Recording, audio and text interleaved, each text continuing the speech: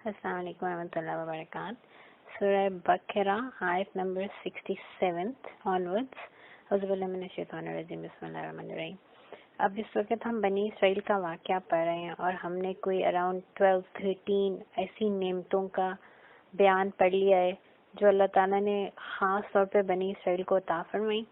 اور after every one of these miracles, اور یہ ہر ایک جو اللہ کی طرف سے خاص مہربانی ان پہ نازل ہوئی، جو کہ ایک آیت تھی اپنے اندر، اللہ تعالیٰ کا بہت بڑا سائن تھا ان کے لیے، انہوں نے ہر اس سائن کو ڈینائی کیا، اس کا مذاق اڑایا، اس کے ساتھ مکر کرنے کی کوشش کی، اس کی تکذیب کی، اس کے ساتھ کفر کیا، ناشکری کی.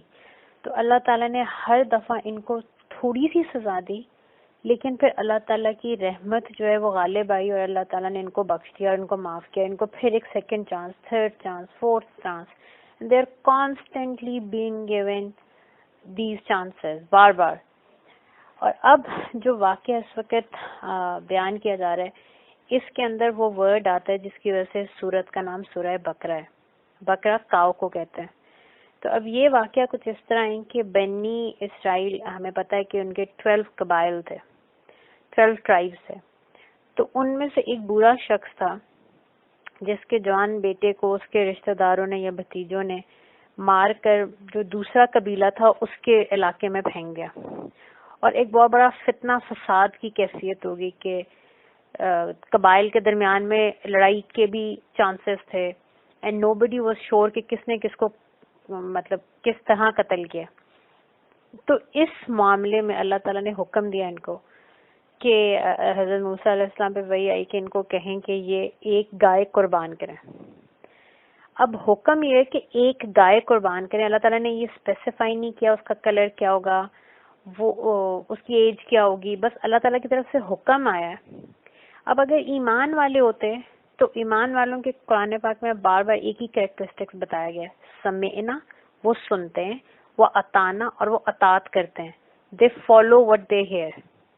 وہ کوشچن نہیں کرتے، وہ اس کے اندر آرگیومنٹس نہیں کرتے کہ کیوں کریں، کیسے کریں، کب کریں.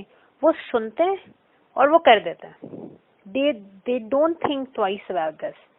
اور آپ کو یہ چیز، اگر آپ غزوہ تبوک کا واقعہ میرے دماغ میں اس وقت آ رہا ہے کہ بہت ٹف حالات تھے اور گرمیوں کا سیزن تھا اور قحط بھی اس زمانے میں تھا اور مسلمانوں کے حالات بہت خراب تھے اور جنگ تھی ود سپر پاور، رومن سے لڑنے جانا تھا.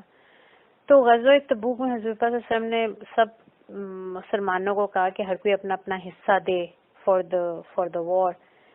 اور آپ دیکھیں کہ حضرت ابو بکر صدیق سمینا و اطاعنا کی عملی مثال آپ کو نظر آتی ہے کہ آپ سب کچھ لے آئے. اور آپ صلی اللہ علیہ وسلم نے یہ نہیں پوچھا کہ ابو بکر آپ کیا کچھ لے کے آئیں، کیونکہ دیکھنے میں وہ اور صحابہ کے مقابلے میں وہ کم تھا، حضرت عمر سے کم تھا، حضرت عثمان غنی رضی اللہ عنہ سے کم تھا. آپ صلی اللہ علیہ وسلم نے ان سے پوچھا کہ ابو بکر گھر میں کیا چھوڑ کے آئے، اور انہوں نے کہا کہ یا اللہ کے رسول صلی اللہ علیہ وسلم، میں اللہ اور اس کے حبیب صلی اللہ علیہ وسلم کو چھوڑ کے آیا ہوں. میرے گھر والوں کے لیے اللہ اور اس کا حبیب صلی اللہ علیہ وسلم بہت ہے، یہ سب آپ کے لیے، یہ سب میں آپ کے قدموں میں نچھاور کرنے لایا ہوں. سمعنا و اطعنا، سنا اور اطاعت کی. سوچا بھی نہیں کہ اچھا نہیں پلس مائنس اتنے گھر والوں کے لیے چھوڑ دیتا ہوں، پلس مائنس اتنا میں ساتھ لے جاتا ہوں. ہی ڈڈ ناٹ کیلکولیٹ. جو سنا تو ایمان لے آئے. اور حضرت ابو بکر صدیق کو اسی لیے صدیق اکبر کہا جاتا ہے کیونکہ آپ صلی اللہ علیہ وسلم جو کچھ فرماتے تھے you never thought twice about it.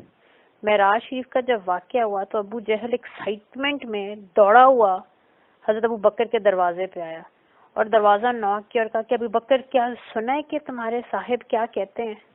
And he thought کہ میں اتنی امیزنگ نیوز سناؤں گا، انبلیویبل، کون یقین کرے گا، مطلب because he could not believe it and he could not understand کہ یہ کیسے معراج کا واقعہ ہو.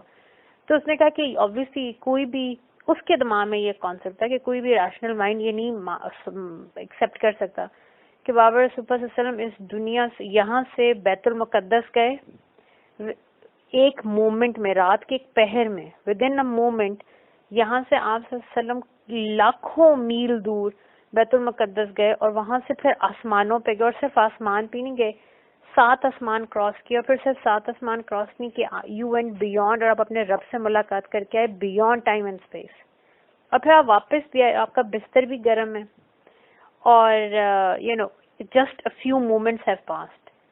تو حضرت ابو بکر نے کہا کہ کیا کہا میرے صاحب نے, تو اس نے یہ کہا کہ وہ تو یہ فرماتے ہیں.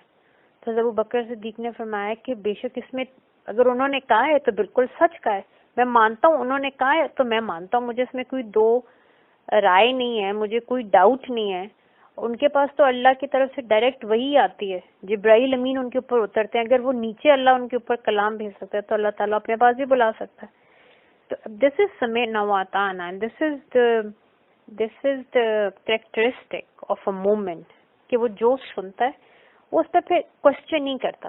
اور یہ میں کوشچن کی بات کری قرآن اور سنت میں, ویسے تو ہمیں بار بار قرآن پاک بھی کہتا ہے غور کرو, فکر کرو, ریفلیکٹ کرو on things, you know come to حکمتیں اینڈ کم ٹو ہدایت یور سیلف.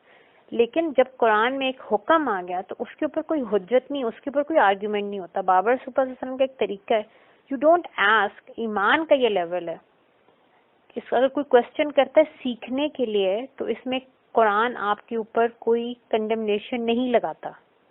لیکن ہائٹ آف ایمان یہ ہے کہ اگر بابر صلی اللہ علیہ وسلم نے کہا کہ آپ بیٹھ کے پانی پئیں, you don't question, you don't say science کو let science prove it, because science would automatically come to the conclusion کہ جو سرور کائنات بابر صلی اللہ علیہ وسلم نے فرما دی ہے وہی حق ہے.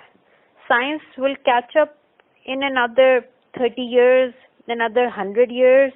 تو کیا ہم 100 سال انتظار کرتے رہیں گے کہ سائنس پروف کرے گا؟ تو ہم آج 1400 سال گزر گئے, اب جا کے سائنس وہ باتیں پروف کرا جو 1400 سال پہلے اللہ تعالیٰ نے حضور صلی اللہ علیہ وسلم کو بتا دی تھی اور صحابہ کو پتا تھی.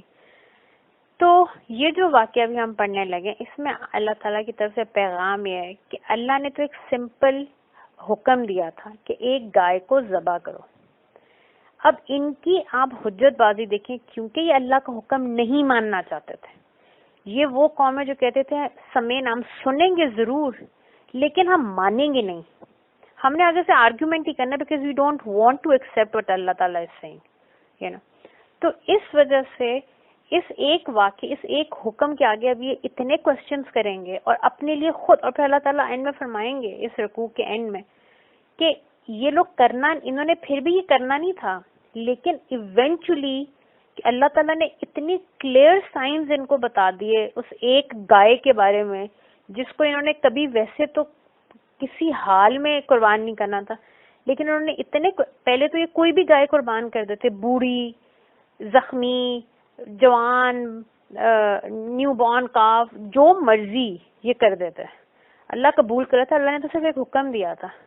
انہوں نے اتنے سوال کیے کہ پھر اللہ نے ان کو ان سوالوں کی وجہ سے ایک آزمائش میں ڈالا, ایک ٹیسٹ میں ڈالا. اللہ تعالیٰ ان میں فرماتے ہیں کہ ابھی بھی یہ کرتے نہیں, لیکن کیونکہ یہ پھنس گئے ہیں تو یہ اپنے اوپرے دل سے کر رہے ہیں, یہ sincere with a sincere heart یہ نہیں کر رہے. بسم اللہ الرحمن الرحیم. وَإِذْ قَالَ, اور جس وقت کہا, موسیٰ لِقَوْمِهِ, حضرت موسیٰ نے اپنی قوم سے, ان اللہ, بے شک اللہ تعالیٰ, یامرکم, تمہیں حکم دیتے ہیں, ان تذبحوا, کہ تم ذبح کر دو, بقرہ, ایک گائے. قالو, اب انہوں نے آگے سے کیا کہا, اتتخذون ہزوا, کیا تتخذون, آپ ہم سے کر رہے ہیں, ہزوا, مذاق, یعنی کہ یہ کیسا مذاق ہے, اللہ تعالیٰ کو گائے کی کیا ضرورت.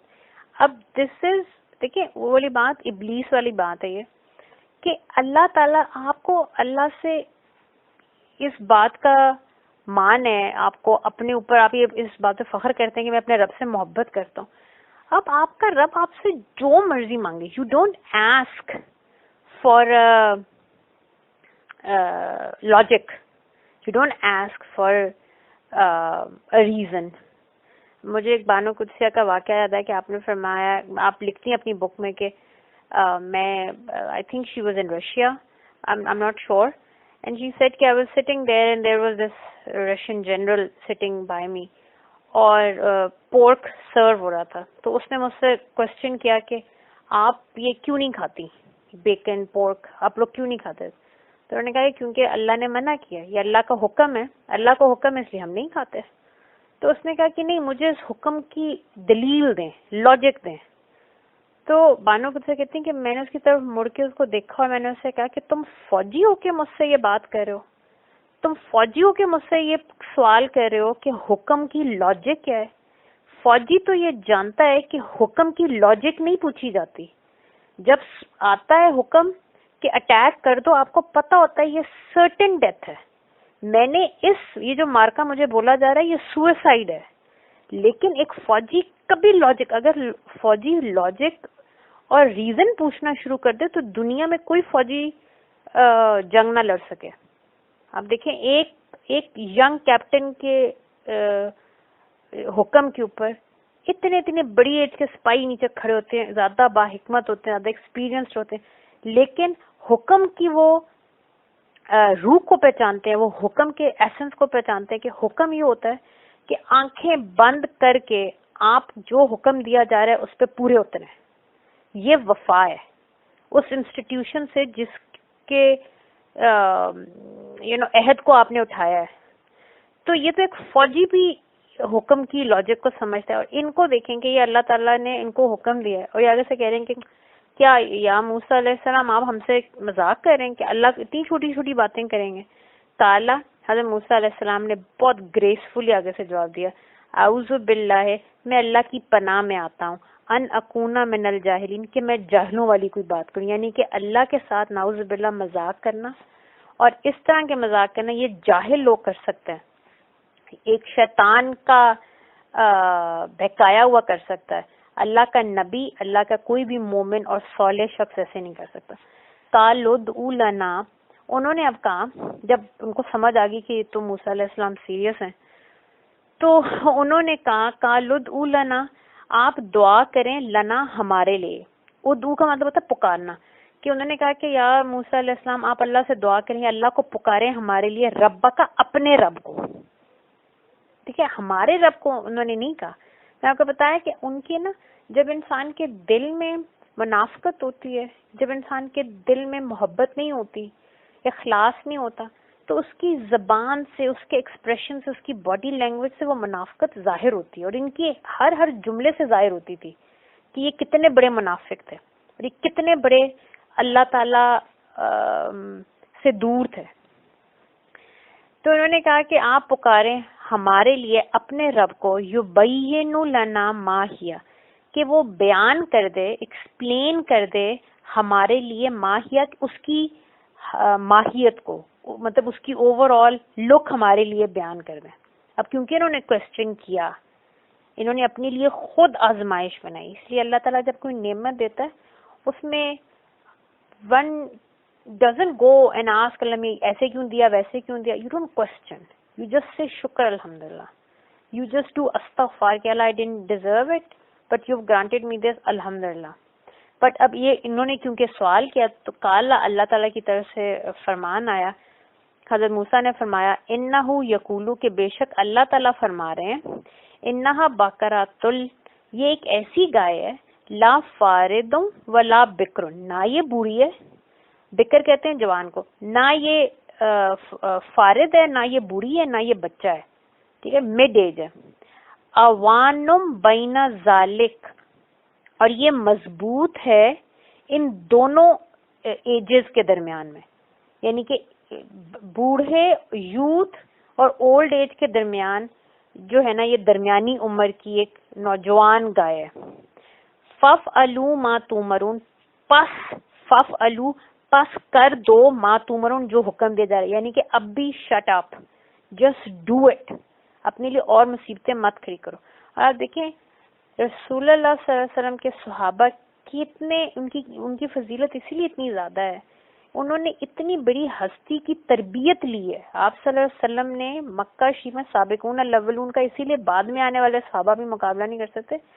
13 سال وہ حضور پاک صلی اللہ علیہ وسلم کی ڈائریکٹ تربیت میں رہے. ان کے اوپر پتھر, وہ ایون پتھر کا جواب نہیں دے سکتے تھے, ہاتھ اٹھانا ان کو الاؤڈ نہیں تھا. 13 سال مکہ میں بہت ٹف ٹائم گزارا, لیکن وہ صابرون بن گئے, سراپا صبر تھے، وہ اتنی گریس تھی اور اللہ کو ان سے محبت بھی تھی. تو اتنی خوبصورت تربیت والے صحابہ نے حضور پاک صلی اللہ علیہ وسلم کی صحبت میں ایز صحابی آفٹر جب نبوت کا اعلان ہوا 23 سال آپ صلی اللہ علیہ وسلم کے ساتھ صحابہ نے گزارے اور صرف 17 کوشچن پوچھے، اور یہ سارے کے سارے کوشچن قرآن میں اللہ تعالیٰ نے بیان کر دیے. اور ان میں سے بھی میجورٹی کوشچن وہ تھے جو صحابہ نے خود نہیں پوچھے، ان کو جیوز تنگ کرتے تھے اور کہتے تھے جا کے یہ پوچھ کے آؤ، مطلب ذوالقرنین کا واقعہ پوچھو، روح کے بارے میں پوچھو، اس طرح کر کے 17 کوشچن ان 23 ایئرس. اور یہ ایک ابھی ان کو حکم آیا اور just look at how they are questioning اللہ تعالیٰ، اور اللہ تعالیٰ کی طرف سے آ بھی گیا حکم کہ اس پہ کوشچن نہیں کرنا، جسٹ ڈو اٹ. قالوا ادعوا لنا ربک، انہوں نے پھر حضرت موسیٰ علیہ السلام سے کہا کہ نہیں، آپ پھر سے اللہ تعالیٰ اپنے رب کو ہمارے لیے پکاریں. یبین لنا ما لونھا، کہ اب اللہ تعالیٰ ہمیں اس کا رنگ بھی بتائیں، ہم تو بڑے کنفیوز ہیں، ہمیں تو سمجھ نہیں آ رہی، اس ایج میں تو اتنی زیادہ گائیں ہیں. اب حکم ماننا ہوتا تو کیا فرق پڑتا ہے رنگ کیسا ہے، بٹ آبویسلی بیکاز وہ حکم ہی نہیں ماننا چاہتے تھے، اللہ کے ساتھ نعوذ باللہ مذاق کر رہے تھے، تو انہوں نے کہا اچھا ہمیں رنگ بھی بتا دیں. کالا، حضرت موسیٰ نے کہا انہو یقول، بے شک اللہ تعالیٰ فرماتے ہیں انہا بقرۃ صفراء، یہ گہرے زرد رنگ کی گائے ہے، فاقع لونھا تسر الناظرین، اور اس کا رنگ ایسا چمکتا ہوا خوبصورت رنگ ہے اس کا جو مسرور کر دیتا ہے، جو دل کو بھاتا ہے دیکھنے والے کو، یعنی کہ بہت خوبصورت ہے گہرے زرد رنگ کی. قالوا ادعوا لنا، اب مزید کہہ رہے ہیں کہ نہیں موسیٰ علیہ السلام پھر اپنے رب کو پکاریں، رب کا یبین لنا ما ہی، کہ ذرا تھوڑی اور اس کے مزید ہمیں اس کے کریکٹرسٹکس بتائیں. ان البقرہ، کیونکہ یہ جو گائے ابھی ہمیں سمجھ آ رہی ہے، تشابہ علینا، اس کے بارے میں ہم بڑے کنفیوزڈ ہیں، یہ بھی بہت سی گائیں ہمارے پاس. وَإِنَّا، اور بے شک یہ کہ ہم انشاءاللہ اگر اللہ نے چاہا لا محتدون، تو ضرور ہمیں ہدایت مل جائے گی. یعنی کہ اللہ تعالیٰ ہمیں کلیئر ہدایت ہی نہیں دے رہے، اللہ تعالیٰ نے چاہا تو ہم ہدایت والے ہو جائیں گے. نعوذ باللہ. کالا انہو، اب آپ نے فرمایا کہ بے شک اللہ تعالیٰ فرما رہے ہیں انہو یقولو انہا بقرۃ لا ذلول، کہ یہ وہ گائے ہے لا ذلول تثیر الارض، جس کو تم زمین پہ کام یعنی کہ کھیتوں میں کام اس سے نہیں کراتے. یعنی کہ یہ وہ گائے ہے تمہاری، یہ وہ چہیتی اب گائے ہے. اب یہ خود اس چہیتی گائے تک انہوں نے اپنے آپ کو فورس کیا اور اب ان کو اس کو ذبح کرنا پڑے گا. تو اللہ تعالیٰ فرما رہے ہیں کہ یہ وہ گائے ہے جس سے تم زمین پہ کام نہیں لیتے، یعنی کہ اس سے ہل نہیں چلاتے. وَلَا تَسْقِي الْحَرْثَ، اور نہ ہی اس کے ذریعے اپنے کھیتوں کو پانی دیتے ہو. مُسَلَّمَةٌ، یہ بالکل سالم ہے، تندرست ہے، اس کے اندر کوئی بیماری نہیں، کوئی اس کے اندر ڈسیبلٹی نہیں. لا شیعۃ فیہا، اور نہ ہی اس پہ کوئی دھبے ہیں، بہت خوبصورت گائے. قالوا الآن جئت بالحق، اب انہوں نے کہا کہ ہاں اب آپ ہمارے لیے حق کو لے آئیں، یعنی کہ اب تو ہمیں سمجھ، اب تو دیر از نو آپشن.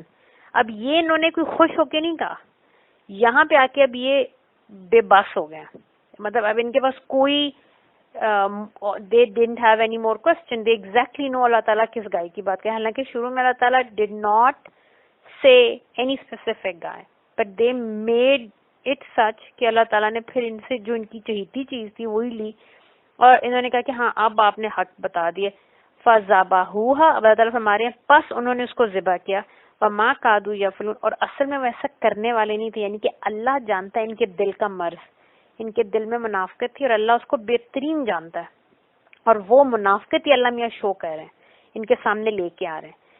اب جب انہوں نے ذبح کر لیا اس گائے کو تو ان کو حکم دیا گیا کہ اچھا اس گائے کا ایک ٹکڑا لو. اب اللہ تعالیٰ ڈڈ ناٹ ریکوائر دس. دیکھیں اللہ تعالیٰ نے تو کون کہنا ہے مردہ زندہ ہو جانا ہے، اللہ تعالیٰ نے وہی بھیجنی ہے اور جس نے قتل کیا ان سب کے ناموں کی لسٹ حضرت موسیٰ کو پتہ چل جائے گی. اللہ تعالیٰ نے یہ کیوں کہا پہلے گائے؟ اس گائے کے ذبح کرنے میں ان کی منافقت یا ظاہر ہوئی، ان کے دلوں کا روگ ظاہر ہوا، ان کی بے ایمانیاں ظاہر ہوئی. یہ ایک طرح سے ان کو وارننگ تھی کہ وہ جو مردہ کو زندہ کر سکتا ہے تمہیں بھی کل کو کرے گا. اللہ کو سوال ان چیزوں کے جواب دینے پڑیں گے. تو ایک تو اللہ تعالیٰ اس حکمت, ایک تو یہ اس کی اور بھی حکمتیں ہوں گی, but this is one of the حکمت. اور پھر اللہ تعالیٰ نے فرمایا کہ اس گائے کے ٹکڑے کو اس مردہ کے جسم پہ لگاؤ تو وہ زندہ ہو جائے گا. میں نے آپ کو بتایا کہ اللہ تعالیٰ تو کون کیا تو وہ اٹھ جائے گا, لیکن یہ ایک حکمت کا طریقہ ہے. اور اسی طرح وہ گائے کا ٹکڑا اس کے بچے کے جب جسم کو لگایا گیا تو وہ نوجوان اٹھ گیا اور اس نے پھر اٹھ کے بتایا کہ جی مجھے فلاں نے مارا اور ان لوگوں کو سزا دی. اور اللہ تعالیٰ نے اس پورے کے ذریعے ایک تو ان کے اندر جو بیماری تھی وہ ظاہر کی, اللہ تعالیٰ نے ان کو یہ احساس دلایا کہ تم کس حد تک بے ایمان ہو, تمہارے اندر ایمان کتنا کمزور ہے اور اللہ کی تم پہ کتنی سخت نظر ہے. اور جب تم اس سے اس طرح اللہ کے ساتھ مذاق کرنے کی کوشش کرتے ہو تو اللہ تعالیٰ تمہیں پھر تمہاری بہترین چیز تمہیں سے لے گا, اور دوسرا اللہ تعالیٰ نے ان کو یہ بھی سمجھایا کہ تمہاری آنکھوں کے سامنے ایک مردہ زندہ ہو گیا. اور پھر obviously جب اس نے اپنا بتا دیا کہ مجھے کس نے قتل کیا, اس کا تو بچہ دوبارہ اس کی روح قبض کر لی گئی. تو اللہ تعالیٰ ان کو یہ دکھا دیتے کہ اسی طرح تم نے لوٹ کے ہماری طرف آنا ہے. دنیا میں ہم 2 دفعہ زندہ کر سکتے ہیں اگر کسی کو, تو تم جب مٹی ہو جاؤ گے پہلی دفعہ بنانا مشکل ہوتا ہے, وہ بھی اللہ کے لیے مشکل نہیں ہے. دوسری دفعہ بنانا ہے, اللہ نے کون کہنا ہے ہر چیز میں پھر سے بن جانا ہے. وَإِذْ قَتَلْتُمْ نَفْسًا, بس جس وقت انہوں نے قتل کیا تھا اپنے ایک نفس کو. میں نے آپ کو یہ بھی پہلے بھی بتایا کہ آپ غور کریں کہ قرآن میں اللہ تعالیٰ صرف خاندان کو نہیں, بہن بھائی میرے نفس نہیں ہے, اللہ تعالیٰ یہاں پہ تو قبیلے کو, پورے بنی اسرائیل کو نفس کہہ رہے ہیں. تو ہم ایز ہاؤس ہولڈ, ہم آپس میں سبلنگز, ماں باپ, بہن بھائی, ہم سب ایک دوسرے کا نفس ہے. مطلب یہ سب میری جان ہے, میرے سے ہی جڑے ہوئے ہیں. اور پھر اللہ تعالیٰ میرے خاندان کو, میرے قبیلے کو, میرے ٹرائب کو, پوری کنٹری کو, پوری امت کو, ہم سب ایک نفس ہیں, سب ایک جان ہے. یہ سمجھایا جا رہا ہے کہ تم سب ایک ہی ہو. تو اللہ تعالیٰ فرما رہے ہیں کہ اور جس وقت تم نے اپنے ہی نفس کو, یعنی کہ اپنے میں سے ہی ایک کو قتل کیا, فَدَّارَأْتُمْ فِيهَا, پھر جھگڑنے لگے اس میٹر میں, یعنی کہ بلیم گیم شروع ہوگی, تم نے کیا تم نے کیا. وَاللَّهُ, اور بے شک اللہ نے, مخرجم ما کنتم, وہ ظاہر کر دیا جو تم تکتمون چھپا رہے تھے اس سے پہلے. فَقُلْ نَضْرِبُوهُ بِبَعْضِهَا, اور اللہ تعالیٰ کی طرف سے حکم آیا کہ مارو اس گائے کے گوشت کا کوئی بھی حصہ اس کے جسم پہ. کذالک, ہم نے بتایا کہ پھر وہ بچہ اٹھا اور اس نے گواہی دی اور پھر وہ دوبارہ فوت ہو گیا. کذالک, پس اسی طرح, یحیی اللہ الموتى, اللہ ہر مردہ کو زندگی دے گا. وَیُرِیکُمْ آیاتہ, اور اللہ دکھاتا ہے اپنی آیات, لعلکم تعقلون, اگر تم عقل والے ہو. اب جب بھی کوئی چیز بالکل پرومیننٹ ہو جائے تو اللہ میں اس کو آیت کہتے ہیں قرآن پاک میں. اب اس سے بڑی کیا آیت ہوگی کہ ایک مردہ ہے, وہ زندہ ہوا ہے, اس نے گواہی دی ہے, سچ بتایا اور پھر وہ دوبارہ چلا گیا. تو یہ آیت اللہ تعالیٰ نے ہر عقل رکھنے والے کے لیے یہ ایک آیت. اگر تمہیں اس بات کا یقین ہے اللہ اس دنیا میں مردہ زندہ کر سکتا ہے تو بعد میں زندہ کرنا تو اللہ کے لیے کوئی مشکل کام نہیں. اور اگر اللہ نے اس مطلب تمہیں زندہ کرنا ہے, اس مطلب تمہاری اصلی اکاؤنٹیبلٹی اللہ کی بارگاہ میں.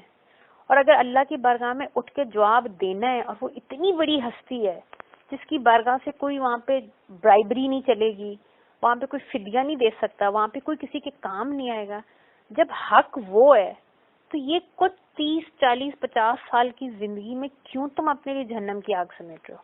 عقل استعمال کرو.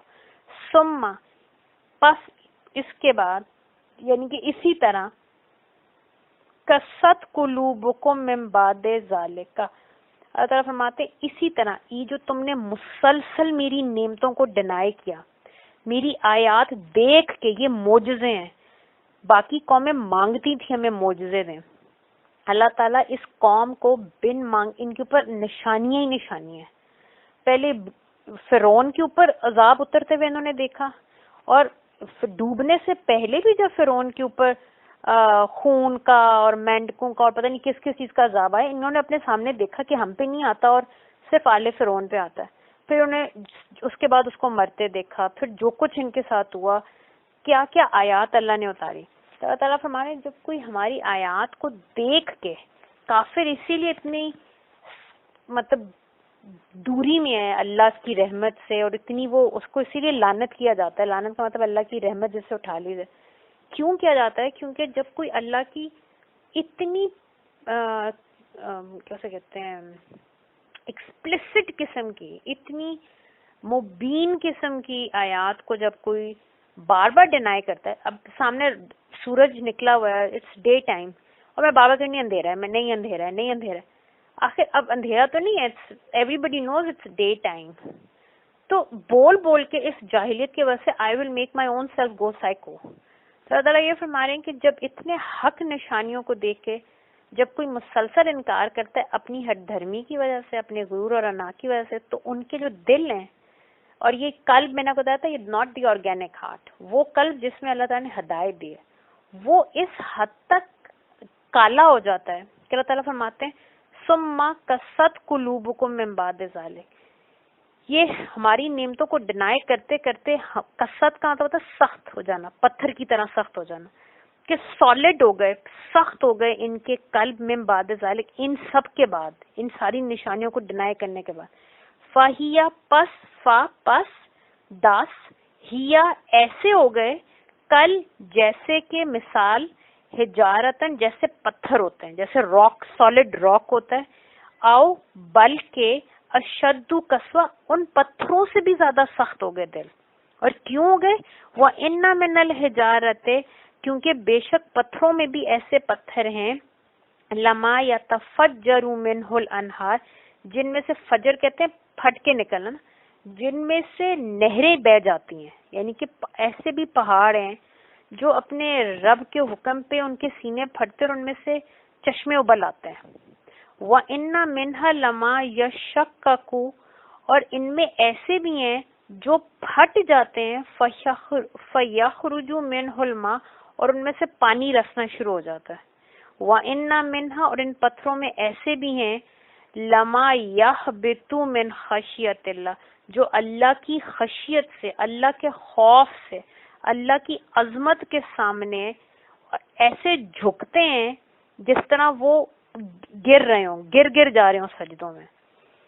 اور آپ اس پہ دیکھیں قرآن پاک کی ہی آیت، اللہ تعالیٰ فرماتے ہیں کہ جب ہم نے اپنی امانت پہاڑوں پر اتاری تو اپنے رب کے خوف سے وہ پھٹنے لگے. ان کو بھی اس بات کا احساس تھا جس کو ہم سمجھتے ہیں کہ یہ جو سٹونز ہیں دیر یہ انفیلنگ، نان لیونگ، بغیر شعور رکھے، مطلب ان کو کوئی بھی شعور نہیں. حالانکہ ہر ایٹم، ہر ذرہ کائنات میں، ہر اللہ کی بنائی ہوئی چیز اپنے رب کا شعور رکھتی. سب کو پتہ ہمارا رب اللہ ہے، اور وہ اللہ تعالیٰ کی وہ نہیں کرتے نافرمانی. اسی طرح آپ دیکھیں جو یہ ہے حجرہ اسود جو خانہ کعبہ میں، حجرہ اسود تمام پتھروں کا، پورے یونیورس میں تمام پتھروں کا سردار ہے. اور اس کا ایک دفعہ حضرت عمر طواف کر رہے تھے اور آپ حجر اسود کے سامنے، اور آپ نے آ کے حجر اسود سے کہا کہ تم ویسے تو ایک پتھر ہو اور میں تمہیں کبھی نہ چومتا، لیکن میں نے تمہیں صرف اس لیے چوم رہا ہوں کیونکہ تمہیں بابا رسول اللہ صلی اللہ علیہ وسلم نے چوما. حضرت علی پیچھے کھڑے تھے اور آپ نے فرمایا کہ آپ نے، حضرت عمر کو آپ نے کہا کہ عمر آپ نے جو ہے نا حجر اسود کو کے ساتھ مطلب صحیح نہیں کہہ رہے آپ. تو انہوں نے مڑے وہ اور انہوں نے کہا کہ یہ علی آپ مجھے یاد دلائیں، کیونکہ ہی نیو یہ باب العلم ہے اور ان کو اللہ تعالیٰ نے جو حکمت اور فراست دی ہے اس کو تو کوئی نہیں پہنچ سکتا. تو آپ نے کہا مجھے یاد کرائیں، کیونکہ ہی ریئلائز کہ کوئی ایسی بات ہے جو مجھے بھول رہی ہے اور حضرت علی کو یاد ہے.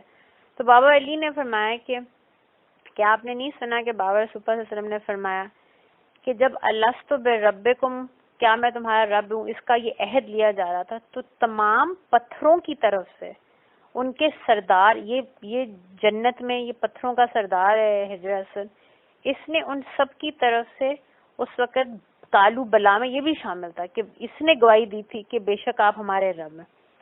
تو بتانے والی بات یہ ہے کہ اللہ تعالیٰ کی جو فرما برداری ہے اور اللہ تعالیٰ کے ساتھ جو وفا ہے اور اپنے رب کو پہچان کے اس کے سامنے جو عاجزی ہے، وہ ایون یہ پتھر بھی دکھاتے ہیں. اللہ تعالیٰ فرما رہے ہیں ان کے دل ان پتھروں جیسے، بلکہ پتھر بھی اچھے ہیں، یہ اس پتھروں سے بھی گئے گزرے ہو گئے ہیں. اتنے سخت ہیں ان کے دل. وَمَا اللَّهُ بِغَافِلٍ عَمَّا تَعْمَلُونَ, اور تم جو کام کرتے ہو اللہ ان سے غافل نہیں ہے, اللہ تعالیٰ سب جانتے ہیں. اور ابھی دیکھیں کہ حضرت سلیمان علیہ السلام کا جب ہم واقعہ سنتے ہیں, وہاں پہ چونٹیاں تھیں, اور حضرت سلمان کا قافلہ کوئی چھوٹا قافلہ نہیں تھا. حضرت سلمان کے ساتھ ملینز آف ہیومنز مارچ کر رہے ہیں. کتنے امیجنیبل پاورز ہیں جو ان کے ساتھ ہیں, جنات ہیں ان کے ساتھ, ٹھیک ہے, ان کے ساتھ ہر طرح کا جانور ہے جو ٹریول کر رہا ہے, ہواؤں کے اوپر وہ ٹریول کرتے تھے, اور اللہ تعالیٰ نے ان کو کمانڈ دی ہوئی تھی ہوا پہ, اینیملز پہ, ہر چیز پہ اللہ تعالیٰ کے حکم سے ان کی کمانڈ دی. اتنے بڑے لشکر کے ساتھ ہی از کمنگ, کیا شور ہوگا, millions of people marching, and he is travelling. اور وہاں پہ چونٹیاں ہیں, اور وہ چونٹیوں کی جو سردار چونٹی ہے وہ چونٹیوں سے کہتی ہے کہ سلمان علیہ السلام کا لشکر آ رہا ہے, اور تم اتنی چھوٹی چھوٹی ہو, ان کو تو پتہ نہیں چلے گا پاؤں کے نیچے ان کے گھوڑوں کے تم آ جاؤ گی, تو ساری اپنے بلوں میں چلی جاؤ. اب اللہ تعالیٰ کے حکم سے اللہ کے نبی نہ صرف ان کی باتیں سن رہے ہیں, آپ مسکرائے, اور پھر وہ ایک واقعہ ہے پورا. تو بتانے والی بات ہے کہ آج بھی چونٹیاں باتیں اگر تب باتیں کرتی ہیں اور اللہ کے حکم سے سلمان علیہ السلام نے سننا, اس کا مطلب ہے یہ آج بھی بولتی ہیں, لیکن ہمیں اس تو سمجھ نہیں آتی نا. تو اس کا مطلب ہے ہر چیز کو اپنے رب کا ادراک ہے. چونٹی کو پتہ ہے کہ یہ اللہ کا نبی یہاں سے گزر ہے, اور چونٹی کو یہ بھی پتہ ہے کہ ان کی ہستیاں اتنی بڑی ہیں اور ہم اتنی چھوٹی ہیں. یہ شعور ہے کہ اس نے کہا میں اتنی چھوٹی ہیں, پاؤں کے نیچے تو عام چیزوں کے آ جاتے ہیں, تو اتنا بڑا لشکر ہے. تو شعور اللہ نے ہر چیز کو عطا فرمایا ہے, اور ہر چیز اپنے رب کی تسبیح کری. قرآن میں اللہ تعالیٰ فرماتے ہیں ہر چیز تسبیح کریے اپنی اپوائنٹڈ, اور کوئی اپنی تسبیح سے چوکتا نہیں ہے, لیکن تمہیں شعور ہی نہیں ہے. تمہارے کان ہی نہیں ہے وہ جو سنے, تمہارا وہ دل ہی نہیں ہے روشن جو ان اللہ کی ان عطاؤں کو جو ہے وہ ایکسرسائز کرے, یا ان جو حقائق ہیں ان کو وہ دیکھ سکے. تمہارے دل مردہ ہیں, تمہارے کان بہرے ہیں, تمہاری آنکھیں اندھی ہیں, کچھ بھی نہیں دیکھتی. صدق اللہ العظیم.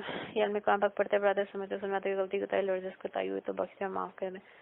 قرآن پاک کا یہ پڑھنا تمام انبیاء خاتم رسول, تمام اہل بیت طاہرین رسول پاک صلی اللہ علیہ وسلم, تمام اصحاب رسول پاک صلی اللہ علیہ وسلم, امت میں جتنے امتی آئے, فوتوں کے شہیدوں کے زندہ اور قیامت تک آئیں گے, کل ٹائم اس میں جو تمام ملائکہ رجال اور غیر اپنے سابقون اللہ بابر صبح سے ان کی منظور غلام بیٹی کی طرف سے اس کو اپنے بارگاہ میں اپنی شان کریمی کی شان قبول کرتے ہوئے ہمیں سہرے کی طرف سے ہدیہ بارگاہ صبح سے سلم بجا دیں, اور قرآن حکیم کے کلمہ کامل ہدایت شفاعت خیر و برکت نصرت اللہ اور صحبت سے دنیا اور آخرت میں مرتبہ نبر شاد اور آباد فرمائے. صدق اللہ العظیم. جزاک اللہ خیر.